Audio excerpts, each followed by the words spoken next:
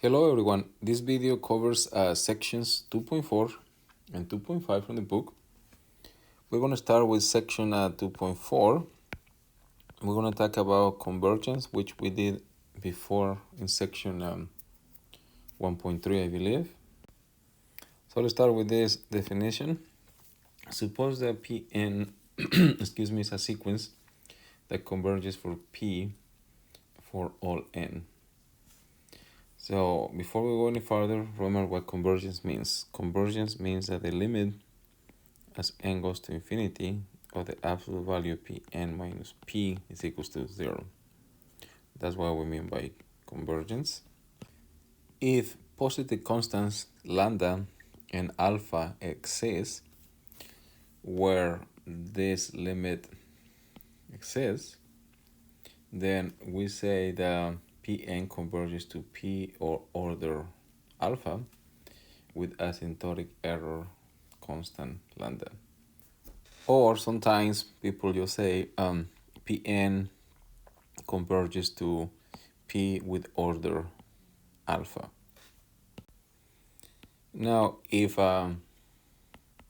alpha is equals to 1 and lambda less than 1, sometimes lambda can equals to 1, then the sequence is linearly convergent. So the sequence is linearly convergent. Or you say that Pn converges to P linearly. Now, if alpha is equals to 2, then the sequence converges quadratically.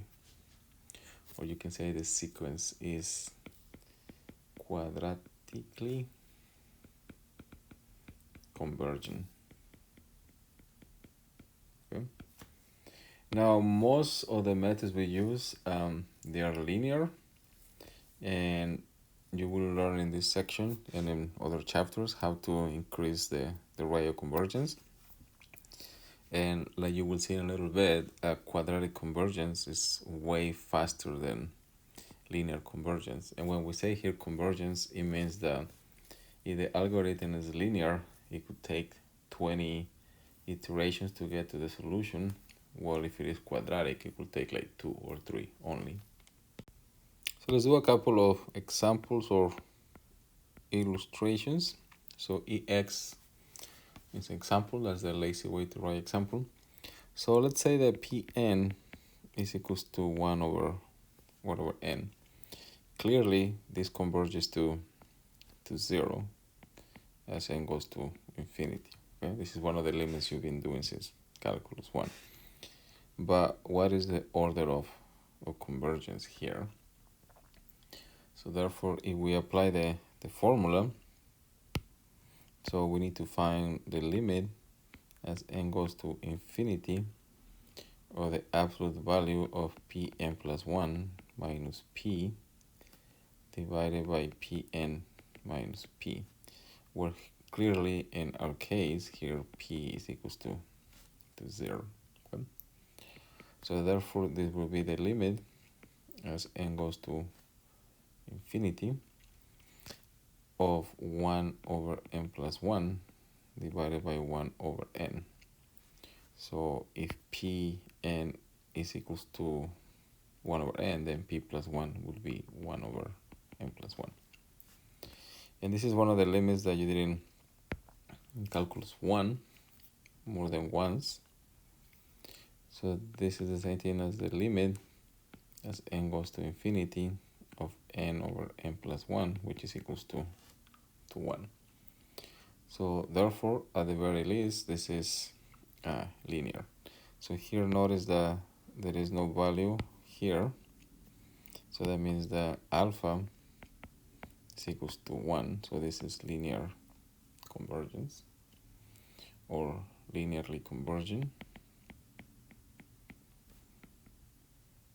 Okay. Note, let's say that you say, well, it worked for linear, why couldn't it work for quadratic? Well, let's say you try to do the quadratic one. So then here we will have the limit as n goes to infinity of Pn plus 1 minus P over Pn minus P squared. And look what happens in this case.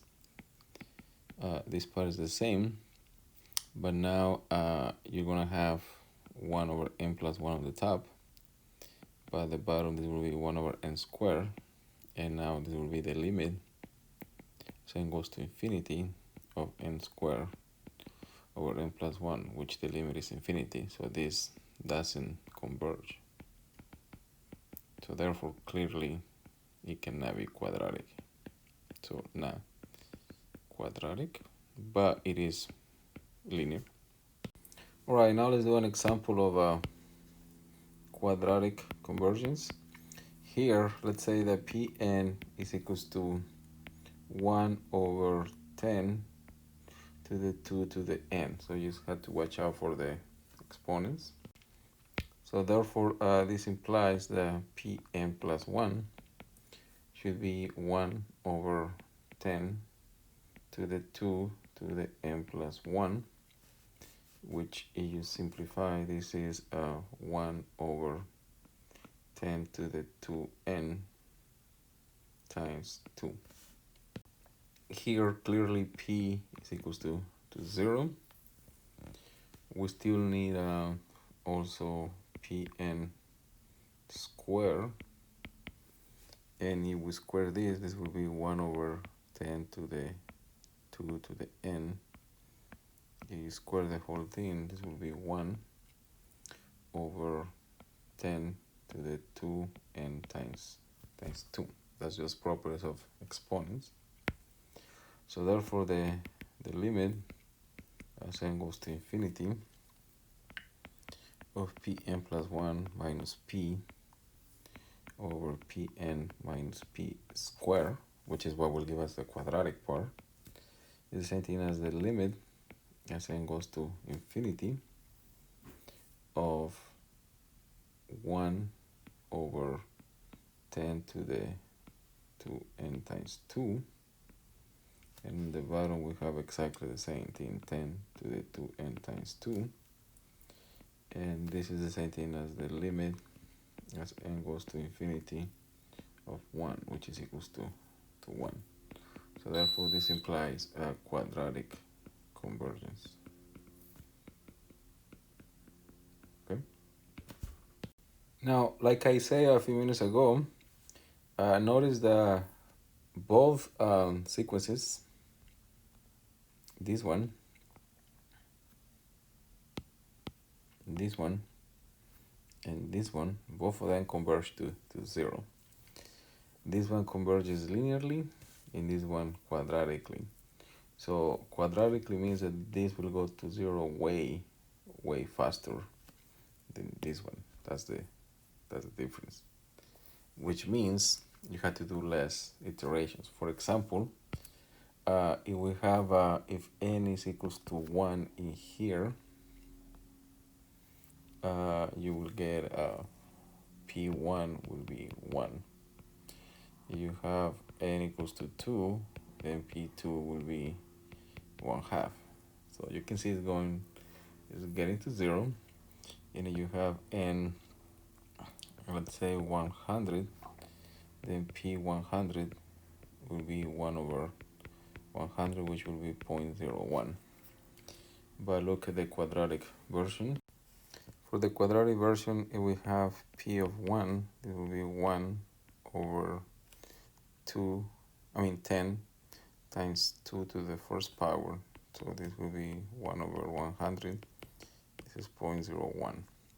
So it took one iteration to get to 0.01. Well, this one will take 100 iterations. So that's the difference between the two.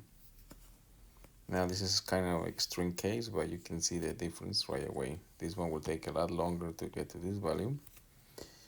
And this one will only take one step versus 100 steps or 100 iterations. So that's the difference between the two. All right, so now let's look to a theorem that relates convergence to one of the previous methods, specifically to fixed point iteration. So this is what we have. Let G be a function defined between A and B such that the image is also between A and B for all x between A and B. Suppose in addition that G prime is continuous on A and B. So we have seen these conditions before, and that there is a positive constant k such that the derivative is less than or equals to 1 for all x between A and B. Then if G prime is not equal to 0 for any number p0, obviously not equals to the solution, because if you start with a solution, there's no point to solve anything. Then this sequence, or the fixed point iteration, so this should be g of Pn minus 1, converges linearly to the unique fixed point P in A and B. So therefore, under these conditions, this, and this, and this, the best you can do is linear convergence. Okay. If we want to get quadratic convergence, you can modify these conditions, and it's possible under some modifications to get quadratic convergence. That's actually the whole idea in Theorem 2.9. I believe that's one of the homework questions, so you should definitely look into Theorem 2.9. Okay, let's do the proof for this theorem, which you will see the connection between the order of convergence we're talking about with fixed point iteration. So we already know from Theorem 2.4, so by Theorem 2.4, which has to do with fixed point iteration, that the sequence converges to the fixed point, or you remember that Pn plus 1 was equals to J of P. Okay, so therefore by the mean value theorem, which we have used a couple times now, we know that Pn plus 1 minus P should be equals to G of Pn minus G of P, since P is a fixed point, and therefore this is equals to G prime of Cn times Pn minus P. So this is by the mean value theorem, where Cn is between Pn and P. Now, since Cn is between Pn and Pn converges to P, this implies to the Cn also converges to P. Alright, so notice here, if we solve for G prime, that means that G prime of C should be equals to Pn plus 1 minus P divided by Pn minus P. This should be Pn plus 1 minus P. Okay, so this is just a rewrite of this equation. But remember that G prime is continuous. That's given on the problem right here. It says that G prime is continuous. So it has a case from calculus 1. So since G prime of x is continuous, so CTS is what I imply continuous, that implies that the limit as n goes to infinity of G prime of Cn is just equals to G prime of P, since Cn converges to P. Okay, so remember this result, we're going to use it right now. Alright, so then if we want to show linear convergence, remember by the definition that we just did right now, then the limit as n goes to infinity of the absolute value of Pn plus 1 minus P divided by Pn minus P, the exponent of this one should be 1, since we're trying to show linear convergence. This should equals to the limit as n goes to infinity of just the absolute value of g prime of Kcn. But remember, because of this has to equals to g prime of this equals to g prime of p in absolute value, but the derivative is supposed to be less than equals to 1 from here. That's the condition right here. So therefore that implies that this is less than 1. Hence, if g prime of p is not equals to 0, then we have a linear convergence for the fixed point with lambda equals to g prime of p. Notice that if g prime was actually equals to 0, we could have higher convergence, and by higher it means it could be quadratic, cubic, and so forth. So that's the main point of theorem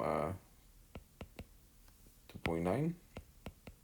So you don't have to go to the proof of this one, but you should definitely look at it. So theorem 2.9 says the following. So you still have a fixed point.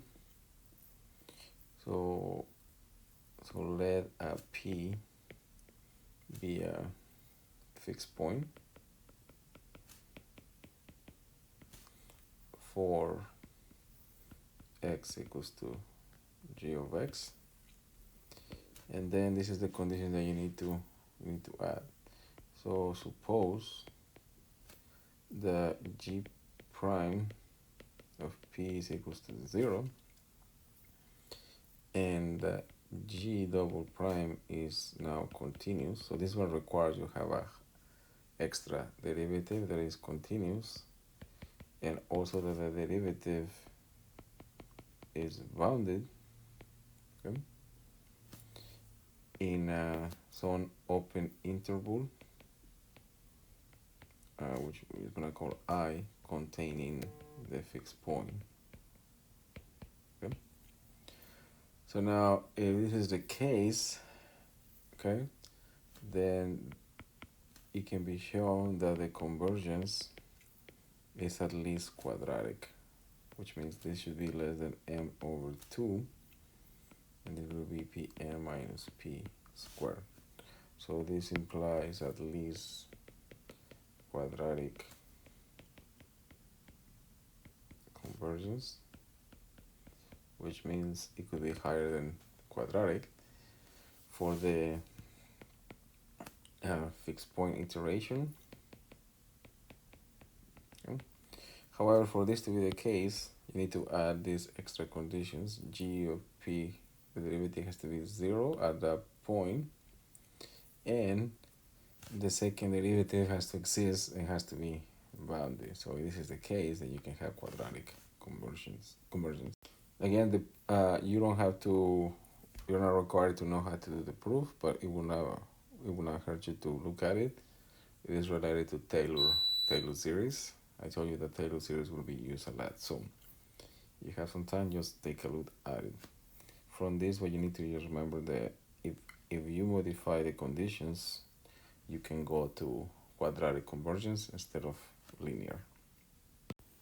Okay, the last part of section 2.4 has to do with multiple roots or multiple solutions to f of x equals to 0.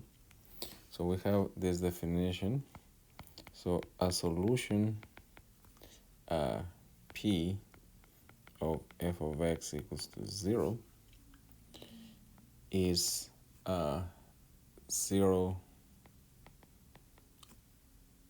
of multiplicity, or multiplicity 0, depends which book you read, m of the function f if for x not equals to p, we can write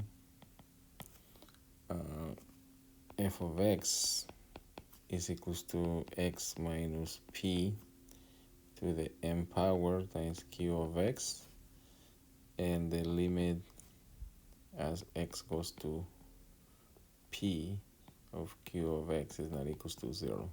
Pretty much saying that if there is the only 0 is p m times.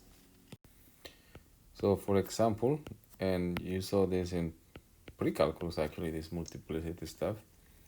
Let's say that f of x is equals to x minus 3 to the 4 power times x squared plus 1. Okay? So f of x is equals to 0 only when x is equals to 3. And here the multiplicity will be 4. Since here q of x is equals to x squared plus 1, and this is never equals to 0, at least not in the real numbers. So that's what we mean by multiplicity, and you've seen this before. Now here, just for notational purposes, x equals to 3 is called not a simple 0. So simple 0 will imply that the multiplicity is 1. So for example, if we would have this, f of x is equals to x minus 3 just times x squared plus 1, then x equals to 0, then this will be a simple 0. So simple means that it will only have one multiplicity, or the multiplicity is 1. Alright, so now let's look to theorem 2.12, which says the following. The function f that has m derivatives that are continuous between a and b has a 0 of multiplicity m at the point P between A and B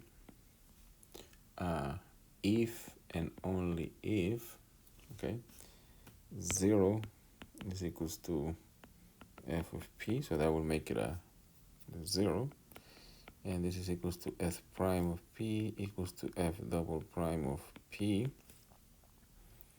all the way to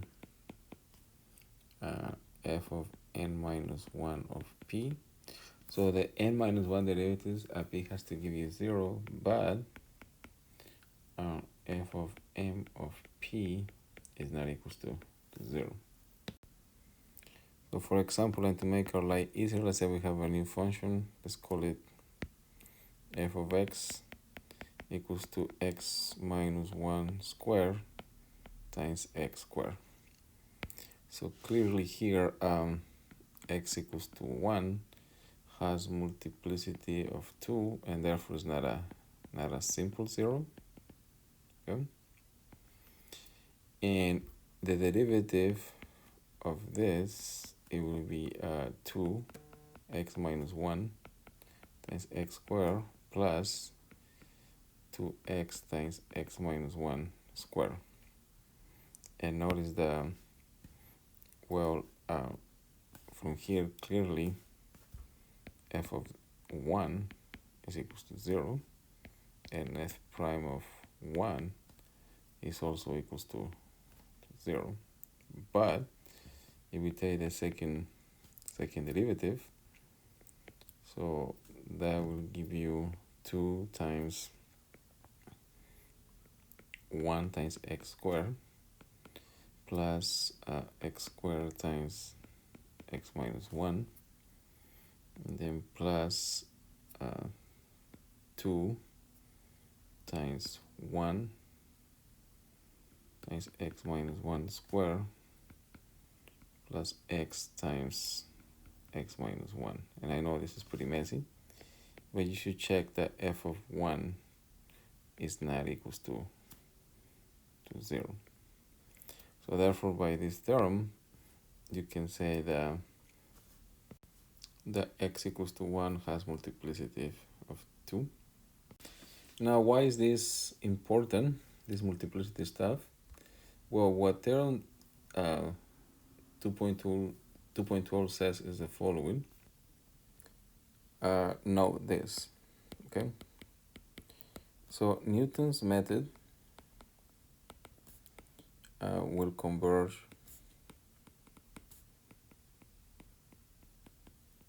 quadratically, which is very fast, for any initial condition p is 0, provided that p is a simple 0. Otherwise, it may not, the convergence probably will not be quadratic. All right, so that's it for section 2.4. So now we're gonna go to section 2.5, in which the main idea is sometimes if the convergence is just linear, there are some techniques to modify it so that the convergence is, if not quadratic, it gets a little better than linear. So let's go to section 2.5. Okay, in section 2.5, we're going to go over something called Akins Method. And the whole idea of Akins Method is to increase or accelerate the rate of convergence. This is actually usually called Akins delta square method, and you see why it's called delta in a little bit. So the main assumption is this. So suppose the sequence Pn converges to P linearly. Okay, just using the same definition we did in the last section. Okay, so the idea is we're gonna have a new sequence, which for lack of a better name and creativity is gonna call it Pn hat. And the idea is that this new sequence is going to converge to P more rapidly. Okay, so here we made the following assumption. So this is a big assumption, and that assumption is the following: the Pn plus 1 minus P over Pn minus P is approximately equals to Pn plus 2 minus P divided by Pn plus 1 minus P. So that's the big assumption we're going to make. So if this is the case, that means that if you cross multiply, you will have Pn plus 1 minus P squared, which will be this times that. And this should be approximately equals to Pn plus 2 minus P times Pn minus P. Now if we distribute the left side, this will be Pn plus 1 squared minus 2 Pn plus 1 times P plus P squared, and this should be equals to Pn plus 2 times Pn minus P times Pn plus 2 minus P times Pn, and then minus P squared, actually plus P squared. All right, so notice that you can cancel the P squares, and this is just algebra. Here you have Pn plus 1 squared minus 2Pn plus 1 times P, and this should be approximately equals to Pn plus 2 times Pn. Then you can factor the P, so this will be Pn plus 2 minus Pn plus Pn. Now, if we solve for p in here, and you should check the algebra in this, p will be approximately equals to pn plus 2 times pn minus pn plus 1 squared divided by pn plus 2 minus 2pn plus 1 plus pn. Now, if we do the old trick of adding and subtracting 0, from here we will get the following. The p is going to be equals to pn minus pn plus 1 minus pn squared divided by pn plus 2 minus 2pn plus 1 plus pn. And this will be the algorithm that we're going to use to accelerate the convergence. So therefore, instead of p, we're going to call it now p hat n, and this will be equals to pn minus pn plus 1 minus pn squared divided by pn plus 2 minus 2pn plus 1 plus pn. And this is what is called Akins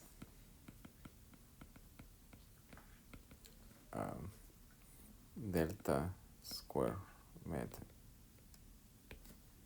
And this one should converge to p faster than p of n. But as you can see, you're going to have to do extra work to get the convergence. All right, let's do an example. Let's say that we want to solve f of x, which will be x cubed minus 3, pretty much find the cube root of x, the square root of 3, using fixed point. So here, the fixed point iteration we're going to use will be the following. Pn is going to be equals to 1/2, and then this will be 3 over pn minus 1 plus pn minus 1, which we talked about this formula before, where p0 will be equals to 1. All right, so first let's find the values of the fixed point iteration, p1, and you should check this. So this will be 1/2 times 3 over 1 plus 1, and this is equals to 2. Then p2 is going to be 1/2 times 3 over 2 plus 2, and this is equals to 1.75. And p3 is equals to 1/2 times 3 over 1.75 plus 1.75, and this is equals to 1.73214. So therefore, if we do one step of Akins method, p hat 1 is going to be equals to p1 minus p2 minus p1 squared divided by p3 minus 2p squared plus p1, and then just plug in these values.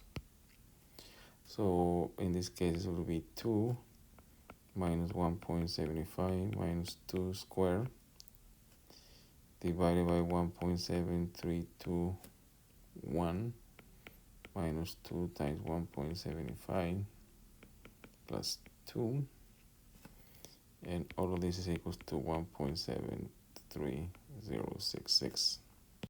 Now recall that the exact solution, the exact solution for the square root of 3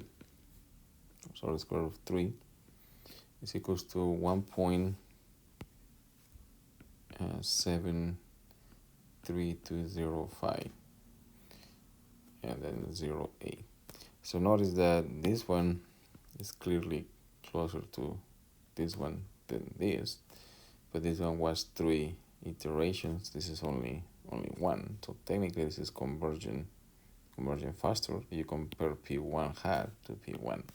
Now this one will cost you because you have to do more calculations, but this is definitely converging faster than this one. Now the last thing is just notation, because the method is not going to change, but you will see why it's called delta square. So we're going to define delta Pn to be equals to Pn plus 1 minus Pn, and this is true for n greater or equals to 0. So therefore, if you have delta square of Pn, this will be delta of Pn, which will give you delta of Pn plus 1 minus just delta of Pn. Then this will give you Pn plus 2 minus Pn plus 1. That's for the first part. So this will give you this. And then the last part, this will be minus Pn plus 1 minus Pn. So this one will give you this. So therefore, if you simplify this, this will give you 2. No, this will imply that if you simplify, it will be Pn plus 2 minus 2 Pn plus 1 plus Pn. So therefore, Pn hat could be written just as Pn minus delta of Pn squared divided by delta square of Pn for n greater or equals to 0. So this is just a fancy way of rewriting this formula. So this is exactly the same thing as this. For computational purposes, obviously this is more useful. For theoretical purposes, this will be more useful. Finally, if we make a slight modification to this method, to Akins formula, you create something called Stephenson's method. You don't have to worry about it, you just need to know that it exists. And this is just a modification of this method. The process is very similar, but there is some slight differences on how you compute these values. But you don't have to worry about Stephenson's method, just Akins method. And that's it for section 2.5.